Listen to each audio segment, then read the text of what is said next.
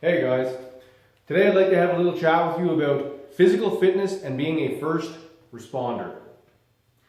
When we sign up for a role of being a first responder, we lose the right to be unfit. I'm going to say that again. We lose the right to be unfit. The reason is because other people's lives depend on us. Whether that's pulling somebody out of burning rubble, out of a car, lifting people up on a stretcher, having to defend ourselves against some violent person because we told them no, they don't like it, now all of a sudden they decide to attack us. Or, even worse, we have to defend our partner who's being attacked. If you cannot perform any of those functions and someone else is hurt or dies because of it, how are you ultimately going to feel knowing that you could have done something if only you took the time to get a bit stronger or more knowledgeable or more proficient? Now, I know what some of the excuses are going to be. I have no time, I don't feel like it, blah, blah, blah, bullshit. 10 minutes every other day. I'm going to make another video about the exercise I use whenever I started getting back into fitness. 10 minutes every other day with no equipment. So $0 and 30 minutes a week. Can you handle that? I think you'll be all right.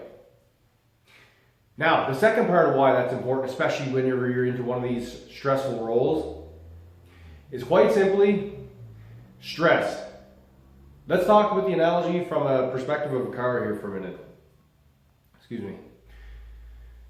So you only get one car, it's a family sedan. But you have to take that car and you have to drive it through all this rough terrain. And in order to do that, you have to put on a supercharger on that engine. Now if you just simply put that supercharger on that engine, you're going to blow that thing up because it's not made to handle that kind of stress and workload.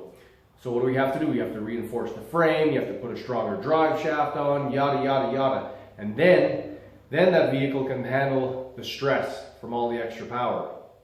Now that's the pivoting point of this analogy right here.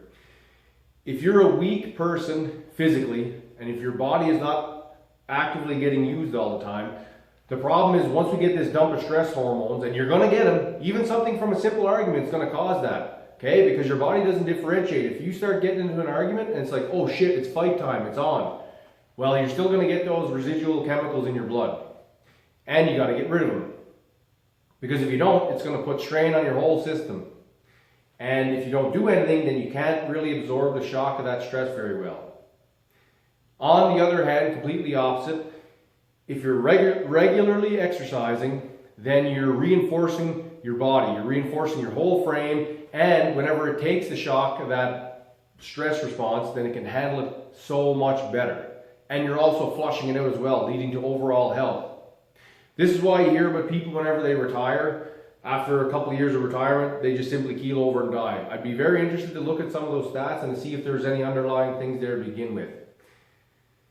Anyways, just some points for you to consider. Let me know in the comments what you think about this. If you have anything to say, if it's accurate, think it's bullshit, you know, whatever. Let me know what your thoughts are. See you next time.